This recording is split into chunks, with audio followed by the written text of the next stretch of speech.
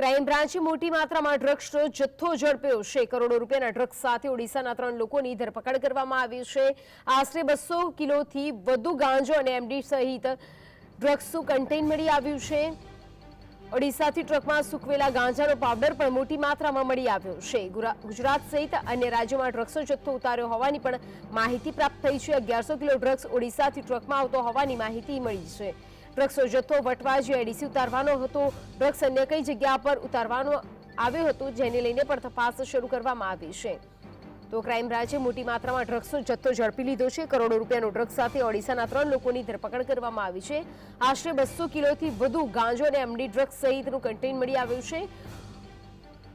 ઓડિશાથી ટ્રકમાં સૂકવેલા ગાંજાનો પાવડર પણ મોટી માત્રામાં મળી આવ્યો છે। ગુજરાત સહિત અને કયા રાજ્યમાં ડ્રગ્સ પહોંચાડવામાં આવ્યો તેને લઈને પણ માહિતી મેળવવામાં આવી રહી છે। 1100 કિલો ડ્રગ્સ ઓડિશાથી ટ્રકમાં આવતો હોવાની માહિતી મળી હતી, જેને લઈને તપાસ શરૂ કરવામાં આવી હતી। વધુ વિગતો સાથે સંવાદદાતા વિરેન્દ્ર પાટીલ ફોનલાઈન પર જોડાઈ ગયા છે। વિરેન્દ્ર, શું વધુ અપડેટ?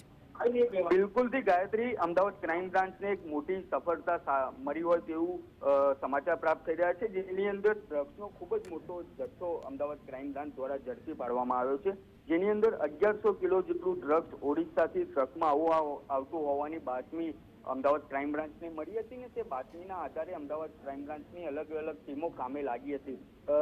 વિગતવાર જો ગાયત્રી વાત કરવામાં આવે તો આ ઓડિશાથી જે ટ્રક આવી રહી હતી તેની અંદર સૂકવેલો ગાંજાનો પાવડર મોટી માત્રામાં હતો, તેમજ ટ્રક એટલે કે ઓવરઓલ ડ્રગ્સ મળી આવ્યું છે જે 1100 કિલોની આસપાસ છે, તેમજ 200 કિલોથી વધુ ગાંજો મળી આવ્યો છે।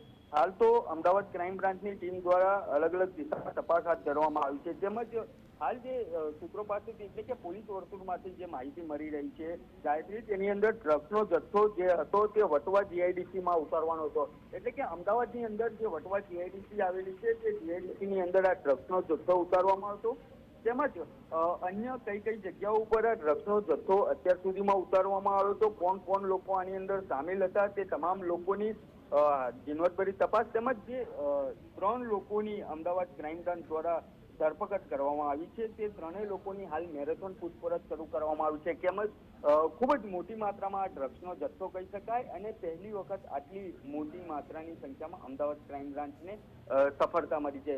વિડીયોની અંદર જે રીતના અમદાવાદ ક્રાઇમ બ્રાન્ચ દ્વારા બહાર પાડવામાં આવ્યો છે, જ્યારે રેડ કરવામાં આવી ત્યારે તે જેસીબીની સ્ક્રીન ઉપર જે દ્રશ્યો નજરે પડી રહ્યા છે તે મુજબ ખૂબ જ મોટી માત્રામાં જથ્થો છે।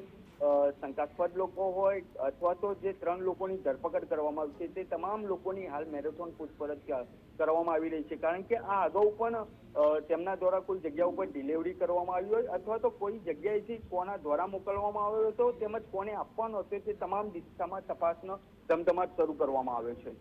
જી વિરેન્દ્ર, જોડાઈ સમગ્ર માહિતી આપવા બદલ આપનો આભાર।